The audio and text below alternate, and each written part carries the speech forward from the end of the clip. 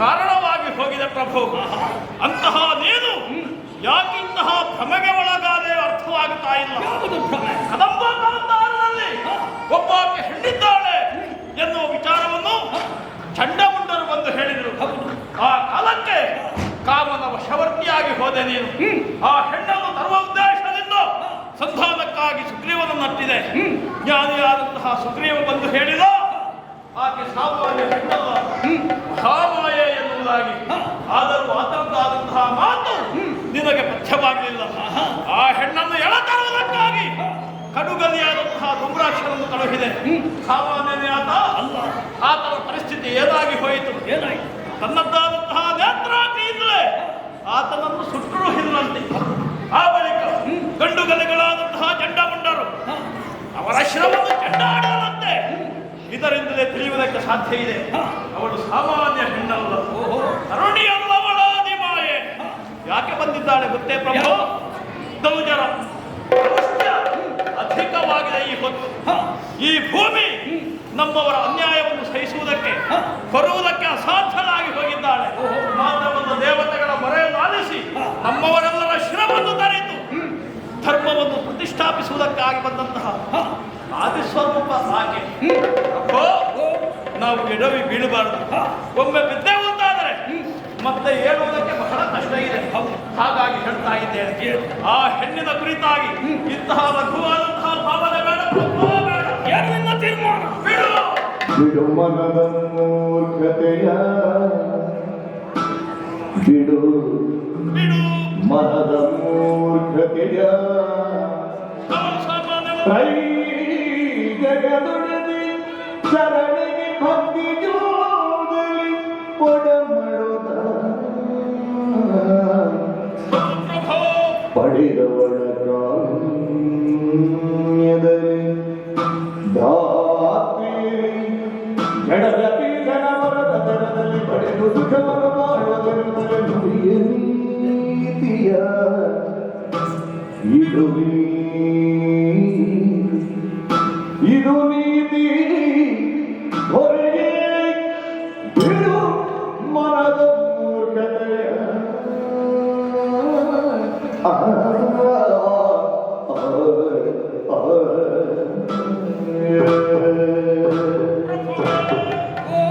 ನಿಮ್ಮದಾದಂತಹ ಸಾಧನೆ ದ್ಯೋತಕವಾಗಿ ಇಂದು ಧನುಜಾನ್ವಯ ಇಷ್ಟು ಎತ್ತರಕ್ಕೆ ಬೆಳೆದಿದೆ. ಪ್ರಭೋ, ಕೇವಲ ಕಾಮಾತುರತೆಗೆ ಒಳಗಾಗಿ ನೀವೇ ಕಟ್ಟಿ ಬೆಳೆಸಿದಂತಹ ಈ ದೈತ್ಯ ಸಾಮ್ರಾಜ್ಯವನ್ನು ಕಾಲವ ಅರಮನೆಗೆ ಅಟ್ಟುವುದಕ್ಕೆ ಮನಸ್ಸು ಮಾಡ್ತೀರಿ ಅಂತಾದ್ರೆ ಇದು ಮೂರ್ಖತೆ ಅಲ್ಲದೆ ಬೇರೆ ಅಂತ ಹೇಳಬೇಕು. ಹಾಗಾಗಿ ಹೇಳ್ತಾ ಇದ್ದೇನೆ, ಆಕೆ ಸಾಮಾನ್ಯ ಹೆಣ್ಣಲ್ಲ, ಲೋಕಮುಖಕ್ಕೆ ತಾಯಿಯಾದವಳು. ಪ್ರಭೋ, ಆಕೆ ಕೈ ಹಿಡಿಯುವ ಮನ ಮಾಡಬೇಡಿ, ಆಕೆ ಕಾಲ ಹಿಡಿಯುವ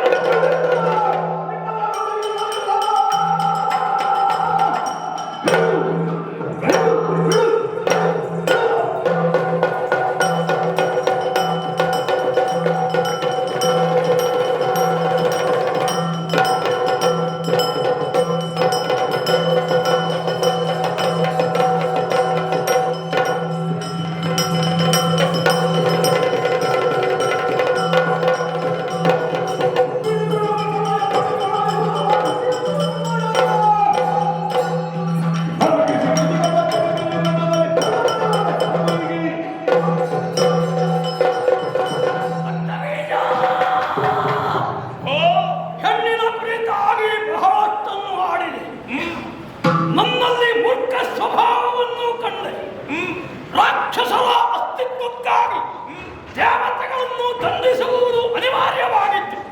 ನಡೆಯುತ್ತಿರುವಂತಹ ಯಾಗಾದಿಗಳನ್ನು ನಿಲ್ಲಿಸುವುದು ನಮಗೆ ಬದ್ಧತೆಯಾಗಿತ್ತು. ಆದ್ದರಿಂದಲೇ ತ್ರಿಜಗದಲ್ಲನಾಗಿ ಬರೆಯುವುದಕ್ಕೆ ನೀವು ಸಹಾಯವನ್ನಿಟ್ಟಿದ್ದೀರಿ. ಬಂದಿರುವವಳು ಸತಿ ತೊಡಮಡು ಎಂಬ ಹಾಗೆ ಹೇಳುತ್ತಿರುವೆಯಲ್ಲ, ಯಾವಳನ್ನು ನೀವು ಸತಿ ಎನ್ನುವ ಹಾಗೆ ಹೇಳುತ್ತೀಯೋ ಆ ಸತಿ ಪರಮೇಶ್ವರನ ಒಡತಿ ಎನ್ನುವುದನ್ನು ನಾನೇ ಬಲ್ಲೆ. ಹಾಗೆಂದು ಪರಮೇಶ್ವರನಲ್ಲಿ ಕೈಲಾಸದಲ್ಲಿ ಸತಿ ಎನ್ನುವೆ ಇದ್ದಾಳೆ. ಹಾಗಾದ್ರೆ ಇಲ್ಲಿಗೆ ಯಾಕೆ ಬಂದಳು? ಅಲ್ಲಿ ಒಬ್ಬಳು ಸತಿ ಇರುತ್ತಾ ಇಲ್ಲಿಗೆ ಬಂದಿದ್ದಾಳೆ ಅಂತಾದ್ರೆ ಆಕೆ ದೋಷ ಸಂಬಂಧವೇ ಅಂತ ಅರ್ಥ. ಯಾಕೆ ಅಂತಹ ಅನಿವಾರ್ಯತೆಗಳಿಗೆ ಬಂತು? ಶುಂಭನಿಗೆ ಸರಿಯಾದಂತಹ ದಾರಿಯೋರ್ವಳು ಕರುಣಿಸುವುದು ಅವಳ ಉದ್ದೇಶವಾಗಿತ್ತು. ದೊಡ್ಡ ಮಡುವಿನ ಸತಿಗೆ ಲೋಕಗಳನ್ನು ಒದಗಿಸಿದ ನಾನು ಅವಳ ಹಾಗೆ ಹೆಣ್ಣು ಅಂತ ಭಾವಿಸಬೇಡ. ಯುದ್ಧಕ್ಕೆ ನಡೆಯುವುದಕ್ಕೆ ಸಾಧ್ಯವಿಲ್ಲ. ಮಾತ್ರ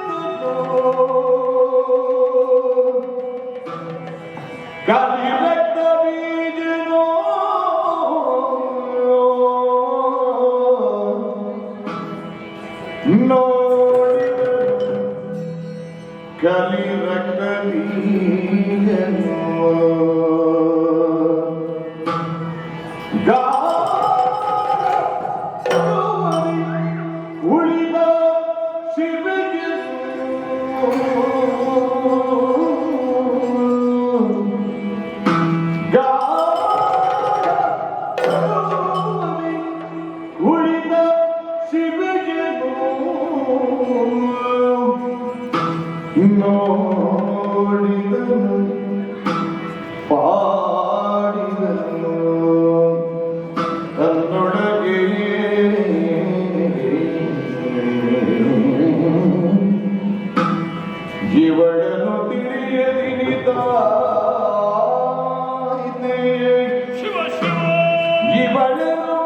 ತಿಳಿಯದೆ ಕಿವಿತಾಯ್ತೆ ಮಾಡಲಿನ್ನೇ ಆಟದ ಆಟದ ಶುಂಭನ ಕೂಡಿ ಒರೆದು ಬಾಯಿಗೆ ಮಾಡಲಿನ್ನೇ ಆಟದ ಶುಂಭನ ಒರೆದು ಬಾಯಿಗೆ ಕೇಳು ಇವಳು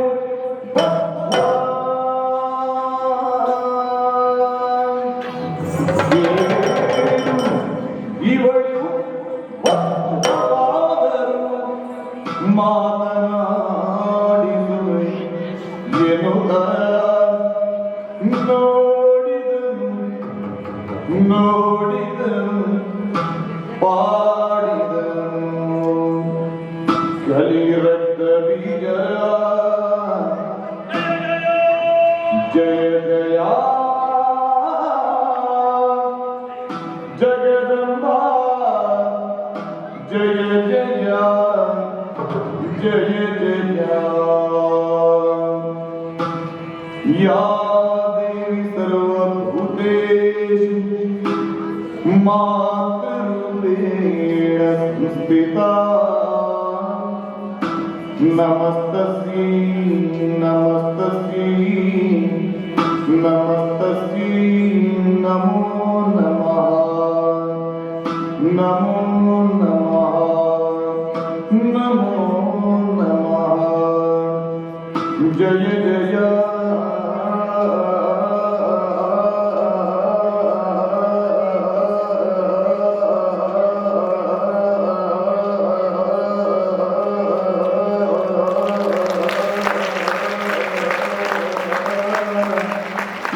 जय जय जगदम्बा जय जय जय जय जय जय जय जय जय जय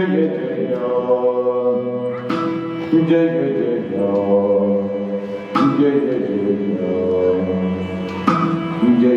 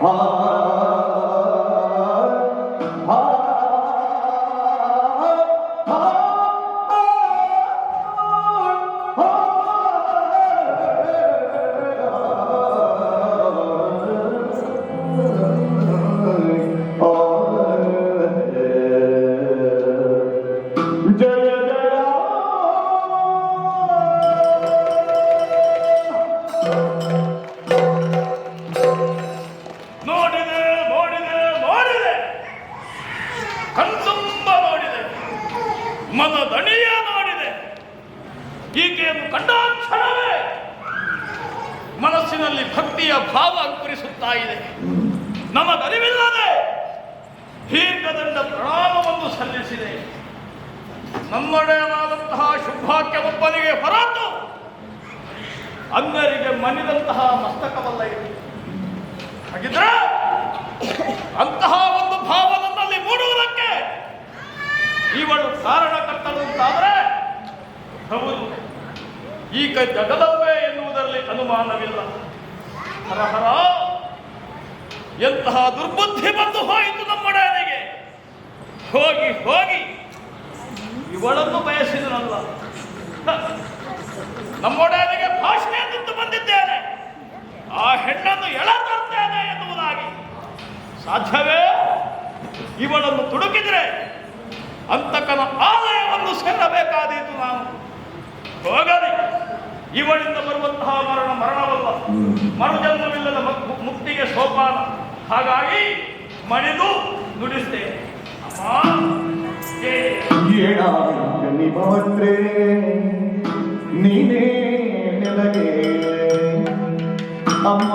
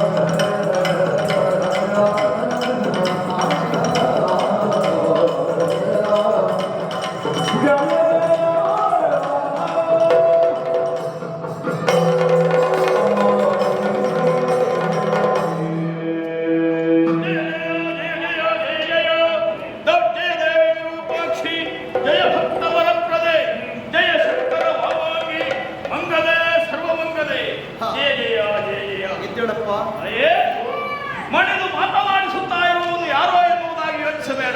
ಯಾರು? ಶುಂಭಾಕ್ಷರ ಅಮಾತ್ಯ ರಕ್ತಬೀಜ ನಾಮಕ ತಾಯಿ. ಬರುವುದಕ್ಕೆ ಕಾರಣ ನಮ್ಮೊಡೆಯನಾದಂತಹ ಶುಂಭ ನಿನ್ನನ್ನು ವರಿಸುವುದಕ್ಕೆ ಮನ ಮಾಡಿದ್ದಾನೆ. ಹಾಗಾಗಿ ಹೊನ್ನಿನ ಅಂದನವನ್ನು ತಂದಿದ್ದೇನೆ. ಅಯ್ಯೇ ಉಯ್ಯಾಲೆಯನ್ನಿಳಿದು ಅಂದನವನ್ನೇ ನಮ್ಮ ಪುರವನ್ನು ಸೇರಿ ನಮ್ಮೊಡೆಯನನ್ನು ವರಿಸಬೇಕು ತಾಯೇ. ಬೀಜ ನಪ್ಪಬೇಕಂತ ಮಲ್ಲಿಗೆಯ ಬಳ್ಳಿಯನ್ನು ಹೊಂಗ್ಯಾದ ಮರ ನಪ್ಪಿದರೆ ಏನು ಪ್ರಯೋಜನ ಉಂಟು ಹೇಳು. ನಮ್ಮೊಡೆಯ ಗಂಧದ ಮರ ನೀರಿಗೆ ಹಾಕಿದ್ರೆ ನಾನುವುದಿಲ್ವೇ? ಅದನ್ನು ತೆಗೆದು ಚೆನ್ನಾಗಿ ತೇಯಬೇಕು, ಆಗ ಪರಿಮಳ ಹೊರಸೂಸುತ್ತದೆ. ಅದಕ್ಕಾಗಿ ದುರವನ್ನು ಸಾರಿದವನು ನಾನು ನಿನ್ನ ಬಳಿ ಯಾಕೆ ಬರಲಿಲ್ಲ? ಸಾವಿರುವ ಶುಂಭನಿಗೆ ಅಷ್ಟು ಅಹಂಕಾರವಿದ್ದರೆ ಸಾವಿರದ ಒಂದ ನನ್ನೆಷ್ಟು ಗರುಡ ನಮ್ಮೊಡೆಯ ಸಾಲನ್ನು ಗೆದ್ದವ ತಾಯೇ. ವಿಚಾರ ನಿನ್ನ ಬಳಿಯ ದೊರಕ್ಕಾಗಿ ಬರಬೇಕಿತ್ತು. ಅದರ ಮೊದಲ ಅಲ್ಪರಾಂತ ನಿಮ್ಮನ್ನೆಲ್ಲ ಕಳುಹಿಸಿಕೊಂಡ ನನ್ನ ಕೈಯಿಂದಲೇ ಪಾಲಿಸಿದ ನನ್ನ ಹೇಳಿ ಅಂತ ಅರಮನೆ ಒಳಗೆ ಕುಳಿತುಕೊಂಡಿದ್ದಾರಲ್ಲ, ನಿನ್ನ ಬಳಿಯ ನಮ್ಮ ಶಂಕ ಮಗಳು ಬಂದಿನ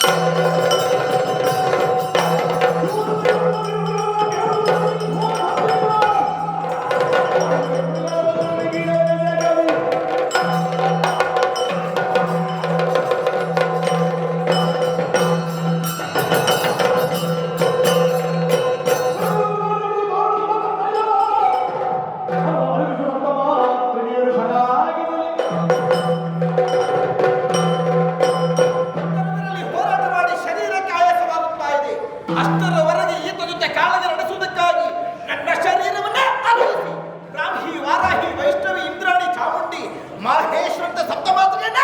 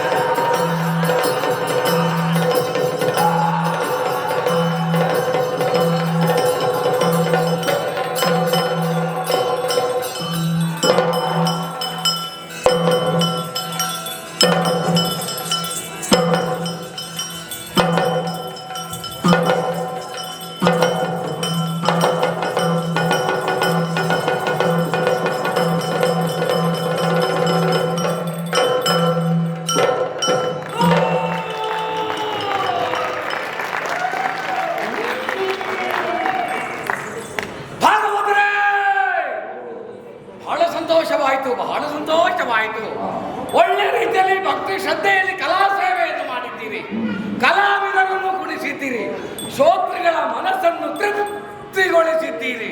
ಅನೇಕ ರಾಗಗಳನ್ನು ಹಾಡುವುದರ ಮೂಲಕವಾಗಿ ನಿಮ್ಮ ಪ್ರತಿಭೆಯನ್ನು ಪ್ರೇಕ್ಷಕರಿಗೆ ಉಣಬಡಿಸಿದ್ದೀರಿ. ಭಾಗವತರೇ, ಇನ್ನು ಮುಂದೆ ಇದೇ ರೀತಿಯಲ್ಲಿ ಭಕ್ತಿ ಶ್ರದ್ಧೆಯಲ್ಲಿ ಕಲಾ ಸೇವೆಯನ್ನು ಮಾಡಿಕೊಂಡು ಬಂದಲ್ಲಿ ನಿಮ್ಮ ಭಾಗವತಿಗೆ ಬೇಕಾದಂತಹ ಸ್ವರವನ್ನು ಒದಗಿಸಿಕೊಡುವುದು ಮಾತ್ರವಲ್ಲದೆ ನಿಮ್ಮ ಕೀರ್ತಿಯನ್ನು ದೇಶ ವಿದೇಶಗಳಲ್ಲಿ ತೋರಿಸಿಕೊಡ್ತೇನೆ.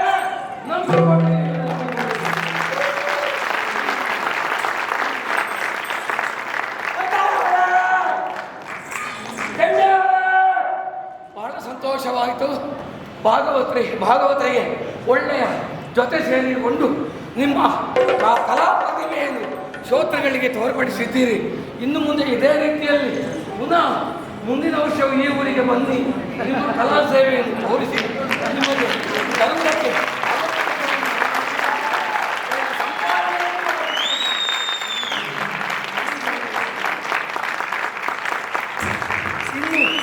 ಇಂತಹ ಕ್ಷೇತ್ರದಲ್ಲಿ ಇಂತಹ ಒಂದು ಕಲಾ ಸೇವೆಯನ್ನು ಮಾಡುವುದಕ್ಕೆ ಕಾರಣೀಕರ್ತರು ಮಿಚಿಗನ್ನ ಯಕ್ಷಗಾನ ಕಲಾ ಸಂಘದವರೇ.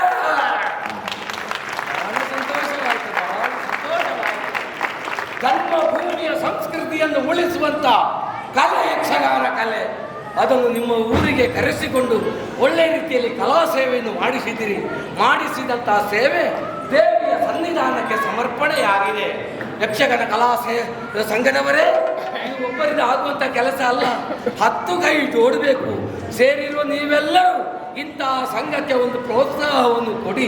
ಇದು ಮಾತ್ರ ಅಲ್ಲ, ಇನ್ನು ಮುಂದೆ ಇಲ್ಲಿ ಕಲಾ ಸೇವೆಯನ್ನು ಮಾಡುವುದಕ್ಕೆ ಅವಕಾಶವನ್ನು ಮಾಡುವುದಕ್ಕೆ ಸಹಾಯವನ್ನು ಒದಗಿಸಿ ಇಂತಹ ಸೇವೆಯನ್ನು ಮಾಡುವುದಕ್ಕೆ ಅವಕಾಶವನ್ನು ನೀವು ಮಾಡಿಕೊಟ್ಟೆ ಅಂತಾದರೆ ತಿನ್ನುವಂಥ ತಿನ್ನದಲ್ಲಿ, ಉಡುವಂಥ ವಸ್ತ್ರದಲ್ಲಿ, ಮಾಡುವಂಥ ಕಾರ್ಯದಲ್ಲಿ, ದುಡಿಯುವಂಥ ಉದ್ಯೋಗದಲ್ಲಿ ಆಯು ಆರೋಗ್ಯ ಭಾಗ್ಯ ಸುಖ ಸಂಪದವನ್ನು ಹೋದಲ್ಲಿ ಬಂದಲ್ಲಿ ನಿಮಗೂ ನಿಮ್ಮ ಕುಟುಂಬಕ್ಕೂ ಅನುಗ್ರಹಿಸಿಕೊಡ್ತೇನೆ. ನಂಬಿಕೊಳ್ಳಿ ನಂಬಿಕೊಳ್ಳಿ ನಂಬಿಕೊಳ್ಳಿ. ತುಂಬ ಹೊತ್ತಾಯ್ತು ಕಾಣ್ತದೆ. ಅಮೃತಗಳಿಗೆ ಹೋಗಿ ವಿಷಗಳಿಗೆ ಬರುವುದರ ಮೊದಲು ನನ್ನ ಸ್ವಸ್ಥಾನವನ್ನು